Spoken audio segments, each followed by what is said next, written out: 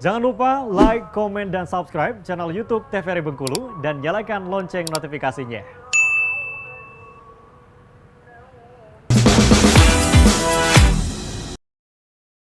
Obrolan pas di sini kembali lagi pemirsa, dan kita masih bersama guru kita, ada Pak Ahmad Joni atau biasa dipanggil Pak Jo dari SMK Negeri 3 Kota Bengkulu, guru broadcasting dan juga perfilman.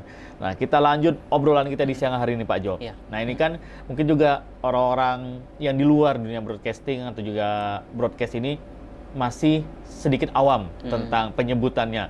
Nah, apa saja sih perbedaan misalnya tadi broadcasting, terus juga broadcast itu apa, terus juga orang-orang tahu juga broadcaster. Nah, dari ketiga kata-kata ini, nah ada perbedaannya atau seperti apa nih Pak Jo? Penjelasannya Pak Jo. Sebenarnya kalau broadcasting dan broadcaster itu kan berasal dari akar kata yang sama, broadcast. Broadcast. Artinya memancarkan sinyal. Nah, itu broadcast artinya memancarkan sinyal. Terus kalau broadcasting, proses memancarkan sinyal dari tower ibaratnya sampai ke TV-TV yang pada masyarakat. Sedangkan broadcaster itu orang di belakang layar yang dalam tanda kutip memancarkan sinyal. Cuman istilah broadcaster ini jadi lebih luas lagi. Bukan cuman orang yang memancarkan sinyal, tapi membuat konten siaran gitu. Jadi mulai dari konten siaran audiovisual seperti feature, dokumenter, talk show dan lain sebagainya gitu. Di belakang layar televisi, radio juga. Gitu. Jadi ketiga kata ini itu berbeda. Tapi saling berkaitan gitu ya, antara broadcasting terus juga broadcast dan juga broadcaster itu sendiri. Nah, berarti kan kalau untuk yang si pembuatnya ini bisa disebut berarti broadcaster gitu. Nah, orang yang prosesnya itu broadcasting dan dunia yang dia geluti itu dunia broadcast. Nah, itu tadi perbedaannya nih pemirsa tentang seputar broadcasting, broadcast dan juga broadcaster. Nah, kita lanjut lagi nih Pak Jo. Kalau di dalam dunia perfilman. Nah, dunia perfilman ini kan banyak sekali seperti bagian-bagiannya, entah itu sutradara, terus juga produser, kameramen, dan masih banyak lainnya. Nah, dari sekian banyak ini, kira-kira apa sih yang harus juga dipersiapkan kalau kita ingin membuat suatu film nih Pak Jo? Rentetannya seperti apa nih? Kalau dalam membuat sebuah film, itu kan dikenal dengan 3 tahapan. Mulai dari praproduksi, produksi, dan pasca produksi. Awal di praproduksi dulu. Di praproduksi itu perencanaan. Biasanya kalau misalkan ketika kita membuat film, itu harus dimulai dengan ide. Ide digodok dulu, kita ubah jadi premis, baru nanti kita buat menjadi sebuah naskah ataupun skenario. Jadi skenario ini yang sebenarnya pondasi utama dalam sebuah film. Mau teknik gambarnya bagus segimanapun atau musiknya bagus, tapi kalau ceritanya ibaratnya biasa aja, itu film tidak akan meledak. Dalam tanda kutip. Bener ya. Mau angle-nya wah sangat ekstrim sekali bilangnya, tapi alur ceritanya hanya standar aja, flat aja gitu. Iya, benar. Cuman juga kita balik juga, kalau seandainya ceritanya bagus tapi tidak dieksekusi dengan baik juga sayang banget gitu. Jadi semua saling keterkaitan seperti itu. Nah, jadi dalam pembuatan film mungkin sama dengan di broadcasting juga atau di broadcaster juga. Kita kenal dengan istilah triangle system. Jadi saat praproduksi yang paling bekerja itu ada produser, sutradara, dan penulis naskah. 3 orang ini yang harus berkolaborasi ketika praproduksi sehingga membuat cerita dan perencanaan produksi nantinya dengan lebih matang. Karena ide awal dari ketiga orang ini gitu ya. Baru nanti ada tim-tim yang lain, kameramen dan segala macam gitu. Nah, kalau dari Pak Jo sendiri, pada saat mungkin akan membuat satu film, mungkin film pendek katakanlah seperti itu. Nah, biasanya yang dilakukan Pak Jo ini di awal, nah selain tadi sudah membuat ide, terus juga langkah selanjutnya apa nih Pak Jo? Juga perlu nggak kita kalau kita mau buat film itu seperti misalnya, kita mau syutingnya ini di Pantai Panjang.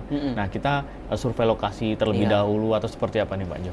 Iya, jadi ketika kita mau membuat film, kita lihat dulu ceritanya seperti apa. Misal kita membuat cerita dengan membutuhkan lokasi yang contoh Pantai Panjang. Otomatis kita survei dulu Pantai Panjang. Mau ngambil di bagian mana, anglesnya seperti apa. Kalaupun misalkan kita membutuhkan surat izin juga kita urus juga perizinannya. Oke, berarti kalau ada 10 lokasi itu sebaiknya ini memang harus kita survei dulu. Bener gitu? banget. Oke. Gitu. Karena kalau misalkan nggak disurvei, tiba-tiba kita datang, siapa tahu harus membutuhkan surat izin. Kan lucu kalau seandainya ketika kita syuting diusir, kan Lagi gawat ini. seru-serunya gitu, sudah jalan setengah jam. Iya. Nge-shoot atau membuat filmnya tersebut tahu-tahu datang kan. Oke, Nah, ya. kita nggak pernah tahu itu. Jadi lebih baik kita cari aman dulu. Datang gitu. petugas keamanan, mohon maaf mas, ini dari mana ya, surat izinnya mana ya? Nah iya, kadang ada beberapa tempat yang membutuhkan perizinan biasanya gitu. Oke, betul-betul sekali. Nah, kalau itu untuk buat film nih, Pak Jo. Kita lanjut lagi, kalau untuk di Bengkulu sendiri nih, kita berbicara di Bengkulu, untuk peminatnya semakin kesini itu seperti apa sih untuk peminat dari dunia-dunia broadcast ini? Kalau dilihat sebenarnya Bengkulu ini potensinya sangat luar biasa gitu.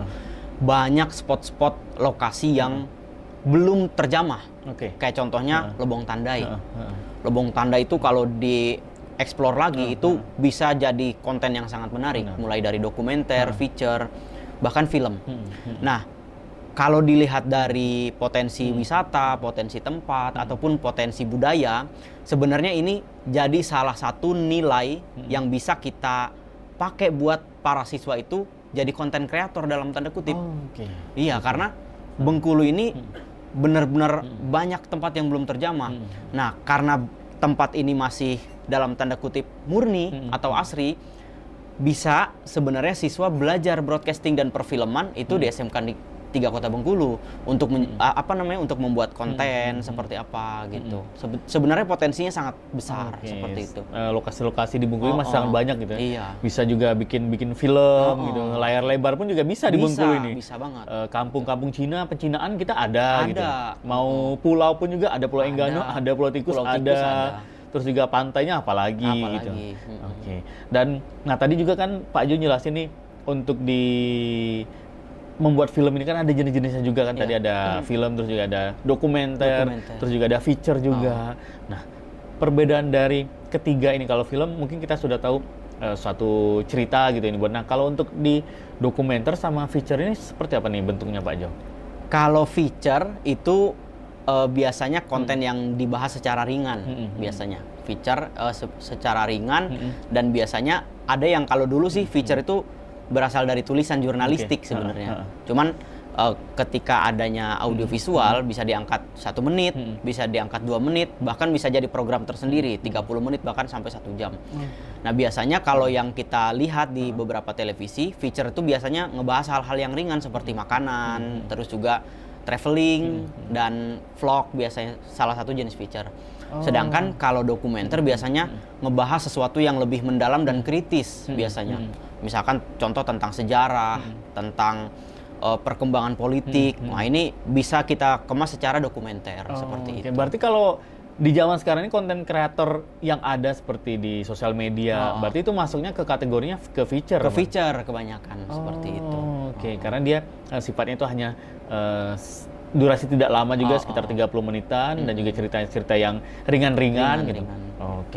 Dan kalau di SMK 3 ini sendiri nih Pak Jo, ini kan ada satu jurusan khusus juga ya untuk broadcasting dan juga perfilman nih. Nah, untuk siswa-siswa kita nih di SMK Negeri 3, pada saat mereka masuk itu apa sih, saya penasaran aja untuk siswa-siswa SMK 3 ini, begitu mereka masuk milih jurusan broadcasting dan perfilman, alasan apa yang keluar dari mulut mereka nih? Kalau untuk jurusan ini sudah dari kelas 1 sudah pemilihan berarti Pak Jaya? Iya, pemilihan.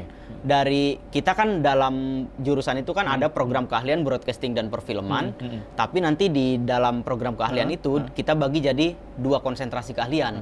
Ada yang PSPT namanya, produksi dan program siaran, program televisi, ada lagi produksi film. Nah, jadi ketika siswa itu kita tanya saat wawancara PPDB, pemilihan peserta didik baru, itu kebanyakan mereka emang pengen jadi konten kreator. Berarti di bagian produksinya. Iya, gitu. Di bagian produksi. Ada yang mereka itu penasaran sama youtuber gimana proses produksinya. Nah, mereka ingin seperti itu. Kebanyakan seperti itu ketika kita tanya gitu. Mungkin ngelihat konten kreator, wah enak nih nyari duit dari Iya. konten kreator, jadi seorang konten Iya. kreator gitu. Jadi sekolah 3 tahun sudah bisa bikin konten kreator, bikin channel sendiri. Oke. Apalagi sekarang kan media sosial kan udah berkembang banyak Betul, banget kan. betul. Tinggal kemauan kita dan konsistensi kita aja gitu ibaratnya.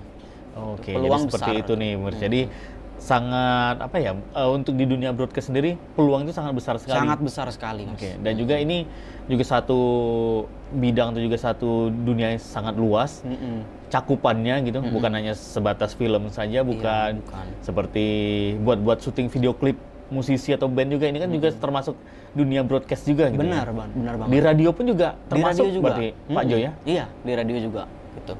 Oke, berarti untuk dunia broadcasting sendiri atau broadcast ini bukan hanya seputar video saja, tapi dari suara pun itu termasuk kategori broadcast juga, Broadcast Pak? juga. Karena tujuannya adalah menyiarkan itu Menyiarkan tadi. juga. Oke, nah kalau untuk tantangannya nih Pak Jo, di dunia broadcasting yang Pak Jo rasakan ini seperti apa nih Pak Jo? Tantangan gimana maksudnya? Tantangan misalnya mulai dari dalam pengajarannya seperti apa, terus juga mungkin mengikuti perkembangan dunia broadcast ini yang perputaran juga sangat cepat sekali misalnya, itu seperti apa nih yang Pak Jo rasakan? Kalau untuk perkembangan broadcasting sekarang kan udah berkembang pesat gitu. Mulai dari media sosial, YouTube, terus Instagram dan lain sebagainya. Nah, dalam pengajaran kita biasanya memberikan satu project tertentu, kayak contohnya misalkan siswa kita suruh mereka buat feature, kita suruh mereka buat dokumenter. Nah, kendala yang terjadi itu ketika mereka kesulitan dalam riset. Dalam riset. Jadi membuat dokumenter itu kan mengolah emosi, juga mengolah cerita. Apalagi sifatnya subjektif kalau dokumenter. Nah, beberapa peserta didik itu kesulitan dalam riset seperti itu. Karena emang tidak menguasai emosi, tidak menguasai emosional manusia dan segala macam. Nah, dari situlah beberapa guru dari broadcasting dan perfilman itu kadang memberikan dalam tanda kutip jam tambahan di luar pembelajaran biasanya untuk mereka lebih mendalami apa yang sedang mereka buat, kayak contohnya misalkan dokumenter, feature ataupun video klip seperti itu. Oke, jadi dikasih arahan tambahan lagi ke siswa-siswa ini. Iya. Jadi mungkin ya karena mereka juga masih awam di tengah dunia ini, jadi mereka perlu tambah-tambahan lagi nih, arahan lagi dari mentor-mentor atau guru-gurunya. Nah, untuk Anda pemirsa jangan kemana-mana, kita akan lanjutkan kembali ngobrol bersama dengan Pak Jo, dan pastinya tetap setia pemirsa di Opini Obrolan Pas di sini.